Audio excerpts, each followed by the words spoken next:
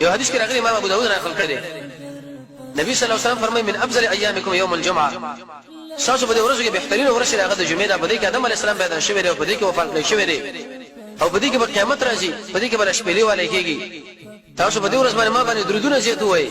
ځکه تاسو درودونه دا ما باندې پیش کیږي د ملائکو په واسطه باندې ملګرو پوښتنه وکړه یا رسول الله ته خو وفات شوی یاد ساتئ الله رب العزت حرام کړی دی په دې ځمکه باندې چې دا انبیو د جسودونه ختم شي بلکې دغه ملائکه مال نه رسي او دې راوړي یو حدیث دا راغلی مسلم کې روایت دی ترمذی کې نبی صلی الله علیه وسلم فرمایي په ټول ورځو کې بهترین ورځ شي نور په کې راځي هغه جمعه ورځ آدم علیه السلام کې پیدا شوی دی او دا په کې راکته شوی دی توبه په دې ورځ باندې قبول شوی دی او په دې ورځ باندې وفات شوی دی په دې کې به قیامت راشي هیڅ یو زنده سر نشي چې سبا د جمعې شنو هغه چغي وي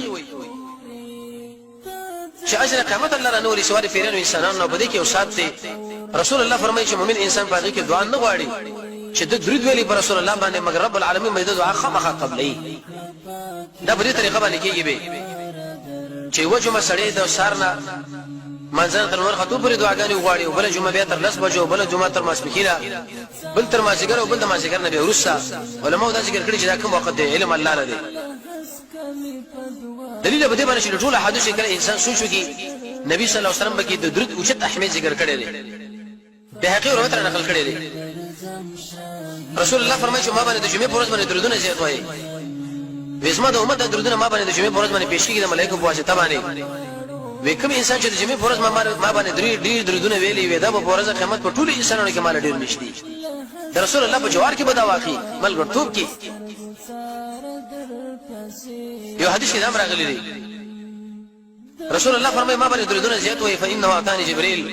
جبريل مال وسره هغه د شي ویل چې بسمای کې هیڅ مسلمان نشي چې په تا باندې یو کړ دي درود وایي مگر زوس ما ملک هغه باندې لشکر د رحمتونه راوړو لشکر د ورته دعاګانې غواړو به خاص کله چې په فرض باندې اهتمام دا په هغه وخت کې چې کله انسان دې لپاره خپل شي مسله برابر کړي چې زما د ورځې پر رسول الله باندې دومره درودونه وایم